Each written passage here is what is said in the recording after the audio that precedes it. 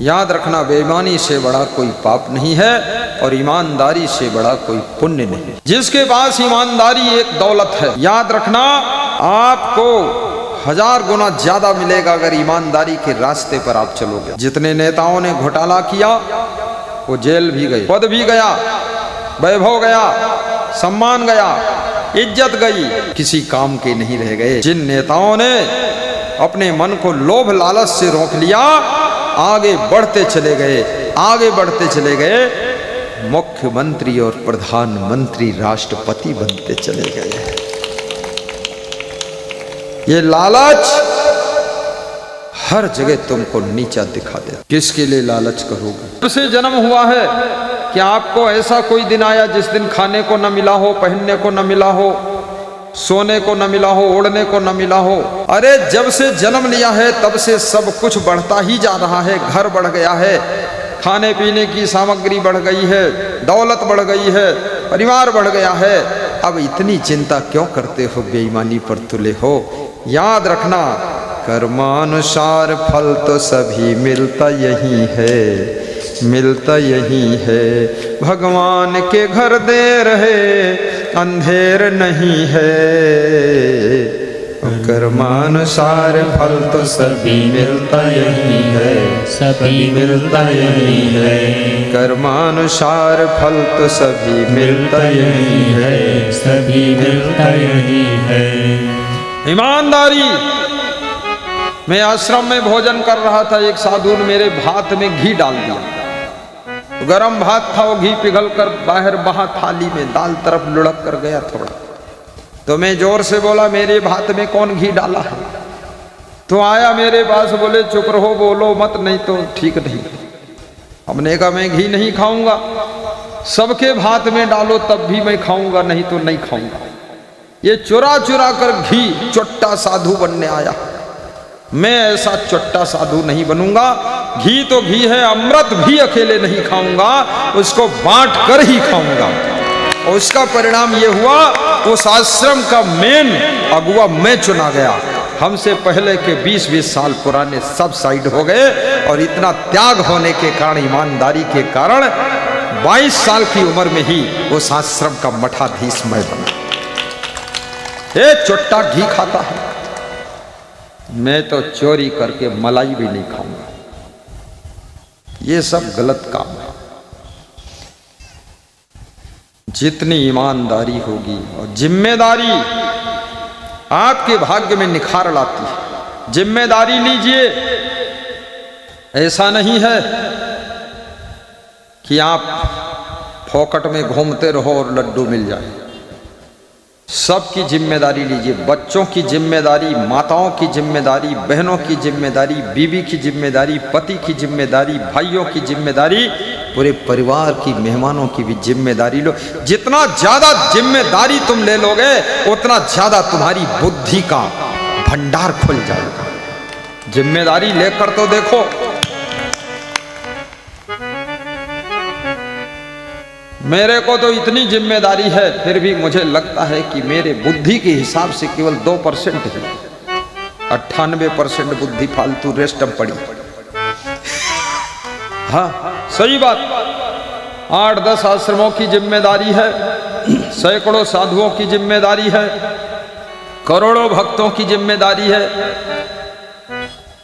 कुंभ मेला हो वो भी जिम्मेदारी है, और जो जिम्मेदारी लेते उनकी भी जिम्मेदारी है। सारी जिम्मेदारी है। और हंसता रहता हूं और जिम्मेदारी लेता रहता हूं और वफादारी, ईमानदारी, समझदारी से काम करता हूं। बुद्धि भी बढ़ रही है और सब तरह से विकास हो रहा है। जिम्मेदारी से जो जी चुराता है उसकी उन्नति रुक जाती है, और समझदारी से जो काम नहीं करता है वो नुकसान को प्राप्त होता है। और ईमानदारी से जो कदम नहीं बढ़ाता है उसका बैक गियर लग जाता और पीछे चला जाता है। और वफादारी से जो जिंदगी नहीं जीता है उसको कभी बड़े बड़े अधिकार नहीं मिलते। इसलिए वफादार भी बनो। राजनीति में भी पार्टी के वफादार बनो। ऐसा नहीं पार्टी में ही छेद कर रहे। जिस थाली में खा रहे हैं उसी में छेद कर रहे हैं, जिस रजाई को ओढ़े हैं उसी को फाड़ रहे हैं, जिस मच्छरदानी को लगाए हैं उसी में टांगे फंसाए के फाड़े फोड़े का अलग कर दे। अरे एक छोटा सा छेद होगा, मच्छर घुस जाएगा, ये टांगे कैसे ताने रहे हो तनी तुम अपनी टांगे तुम नहीं जानत कहाँ फाड़त। टांगे थोड़ा समेट लो, ऊपर खस के जाओ, नीचे बढ़त बढ़त तुम मच्छरदानी फाड़ दे। वफादारी रखो, नुकसान मत करो, किसी को परेशान मत करो, और जहां रहो व्यवस्था अपने हाथ में लीजिए। माँ बाप को ऐसे रखो जैसे फूल रखा जाता है, बेटों को ऐसे रखो जैसे कृष्ण और राधा को रखा जाता है, बहुओं को ऐसे रखो जैसे तुम्हारे घर में कोई सीता आई है जनकपुर से। अपनी सासुओं का इतना आदर करो कि सीता जी तीनों सासुओं के चरण दबाने के लिए जाती थी। कौन बहू है ऐसी जो सासू के चरण दबाने जाती है? इस कलयुग में ऐसी बहुएं बहुत मिलेंगी, सासू के चरणों में डंडा 2-3 मारा। सासू के पैर में दर्द पहले से नहीं था, डंडा मारकर दर्द कर दिया। ये बहुत बड़ा पाप है, रामायण में लिखा हुआ है। कौशल्या से जब राम मिले वनवास के बाद, तो कौशल्या ने कहा, राम कैकेयी को प्रणाम किया कि नहीं? हाँ मां, मैंने कैकेयी को प्रथम प्रणाम किया है। उसके बाद मैं आपके राजमहल में आया। सुमित्रा बोले, उनको भी प्रणाम कर चुका। बेटा, मैंने जन्म जरूर दिया है, लेकिन मेरे से ज्यादा प्रेम कैकेयी और सुमित्रा को है। जाओ उनके पैर छुओ, आशीर्वाद लो, और सीता को सिखाओ कि तीनों सासों के पैर दबाएं। चित्रकूट में जब मिलने के लिए भरत, शत्रुघ्न, गुरु वशिष्ठ आदि सब गए हैं, कौशल्या, कैकेयी, सुमित्रा, सीता जी रात्रि बेला में चरण दबाने के लिए तीनों सासुओं के कैंप में गई। 60 वर्ष की उम्र के बाद नसों में खून का दौड़ना कम हो जाता है, जिससे हाथ पांव में हल्का हल्का दर्द होने लगता है। जब हाथ पैर दबा दिए जाते हैं मधुर मधुर, नसों का खून थोड़ा दौड़ने लग जाता है, दर्द खत्म हो जाता है। इसलिए बुजुर्गों के पैर भी दबाया करो। आप ज्यादा बिजी रहते हो तो एक कर्मचारी लगा दो। तुम्हें 1.5 लाख रुपया महीना वेतन मिलता है तो 10,000 महीना एक कर्मचारी लगाओ जो तुम्हारे पिताजी की सेवा करे, और ऊपर से तुम देख रेख करो। बड़ी बड़ी फैक्ट्री लोग बॉम्बे में बैठकर देख रेख करते। कुमार मंगलम, आदित्य बिड़ला, रेणु कोट में फैक्ट्री है, उनके अधिकारी से मैंने पूछा कभी वो आते हैं? बोले वो कभी ना आए हैं ना आते हैं। वहीं से फैक्ट्री चल रही, कंपनी चल रही। तो तुम जहां नौकरी करते हो दुबई में, लंदन में, वहीं से माता पिता की सेवा करा दीजिए। वृद्धाश्रम में मत डालिए। माँ के लिए कोई लेडीज कर्मचारी लगा दो। गांव में बहुत सारी महिलाएं खाली रहती हैं, उनको 10,000 महीने दे दोगे, तुम्हारी माँ की सेवा ऐसे करेंगी जैसे देवी देवताओं की सेवा होती है। सेवा करवा दीजिए। वृद्धावस्था समर्थ अवस्था है, लेकिन यह सब भक्ति से ही संभव है। मातृभक्ति, पितृभक्ति, भ्रातृभक्ति, ग्राम भक्ति, देश भक्ति और गुरु भक्ति, देव भक्ति, गौ भक्ति। गुरु भक्ति से शुरू कीजिए, फिर अनेक भक्ति का पोषण कीजिए।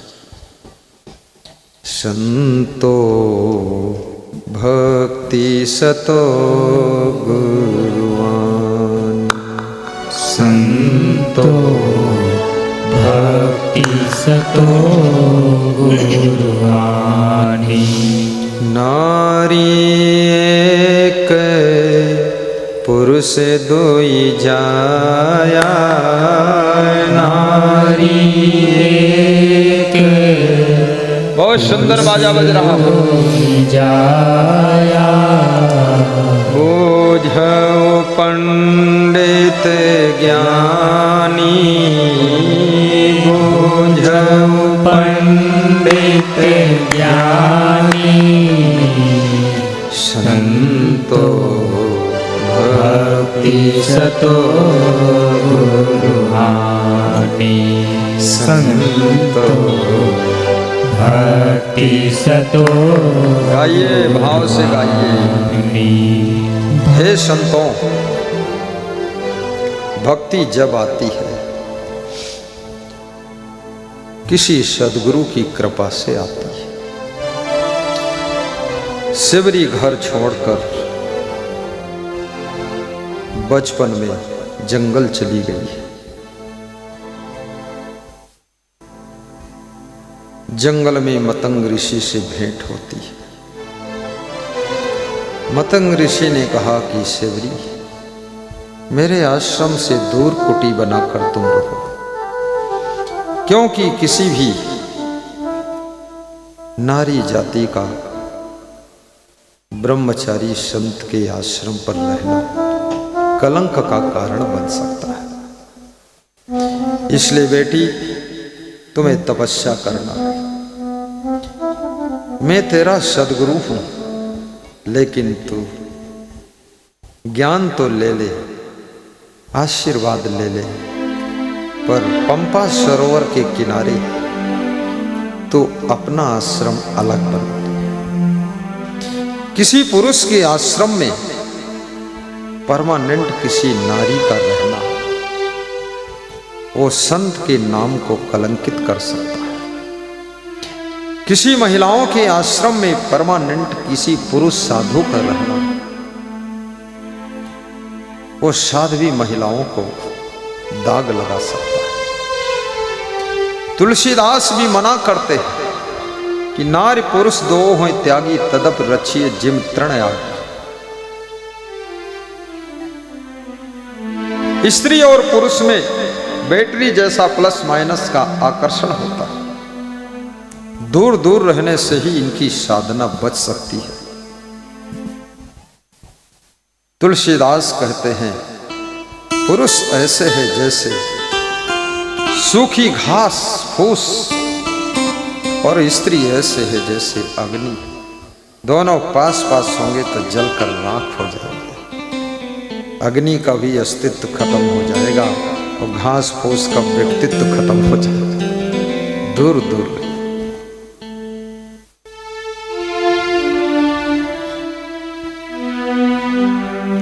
शिवरी पंपा सरोवर के किनारे कुटिया बनाकर साधना कर रही है। साधना के लिए नदी का किनारा, पर्वत पहाड़ों का सानिध्य, सरोवर का समीप होना, बाग बगीचा और जंगल का वातावरण साधना में सहयोग करता है। परंतु गुरु के साथ रहना, गुरु के ज्ञान को अपने हृदय में बसाना, ये साधना को परिपक्व कर देता है।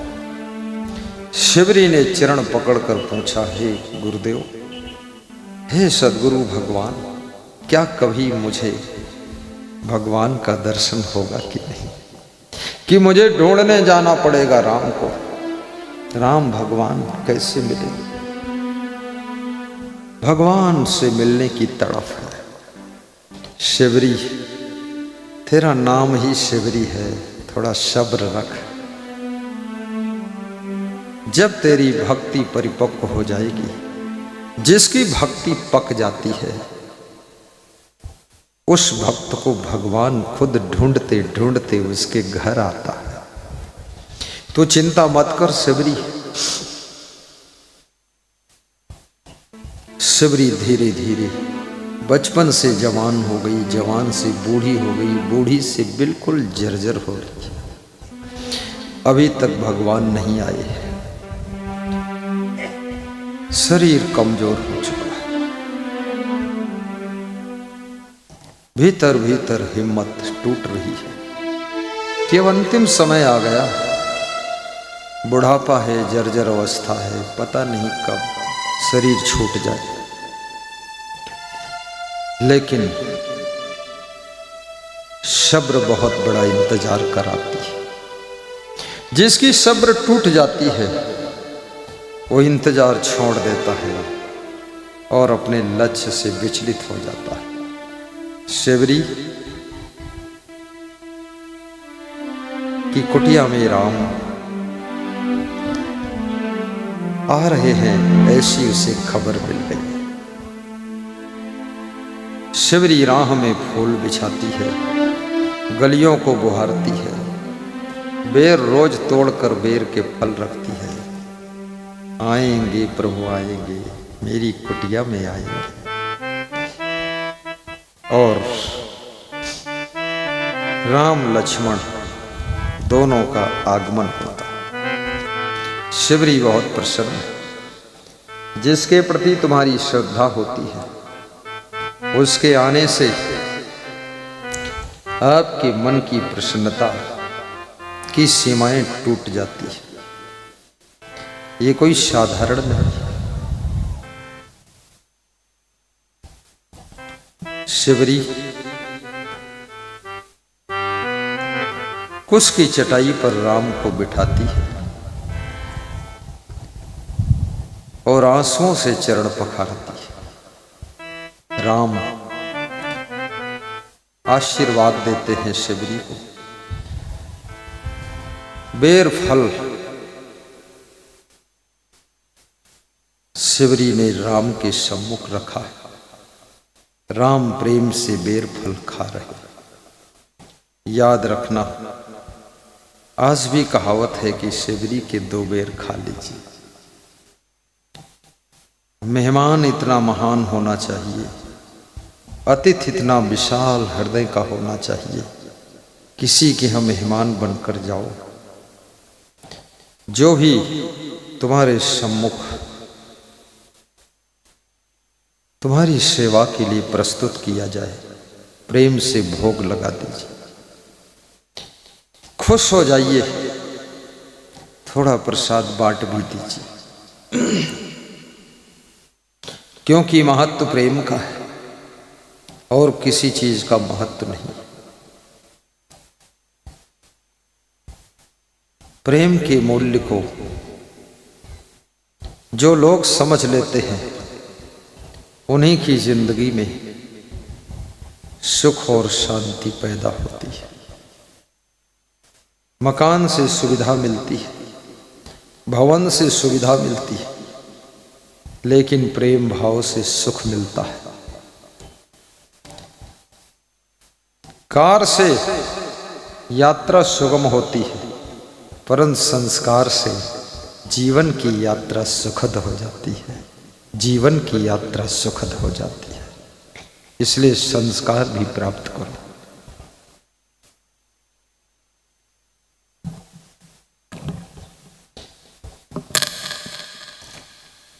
शिवरी हाथ जोड़कर कहती है, तेहि विधि स्तुति करो तुम्हारी, अधम जात जड़मत में भारी, अधम ते अधम अधम अति नारी, तेहि में मैं मति मंद गमारी।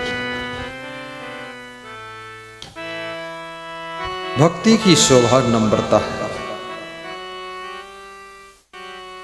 जहां अहंकार निवास करता है, वहां से भक्ति विदा हो जाती है।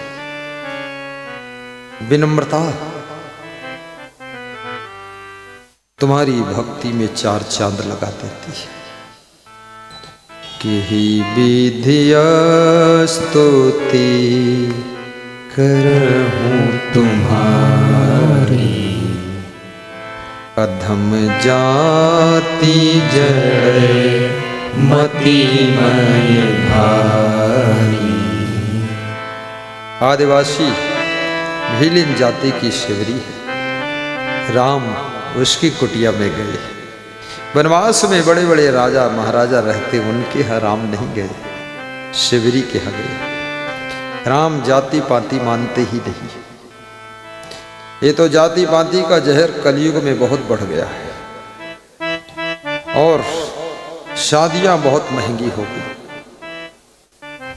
दहेज का भूत बेटी के बाप को अधमरा कर देता है। जिनके बेटी है, बिहार में एक सज्जन मुझसे कह रहे थे मेरी जमीन बिक जाएगी। तो हमने कहा क्यों? बोले 2 बेटियों की शादी करनी 40 लाख लगेगा, इतना पैसा नहीं। तो हमने कहा बेटों के लिए क्या बचेगा? बोले बेटों के लिए हम बचेंगे और क्या गुरुजी करेंगे।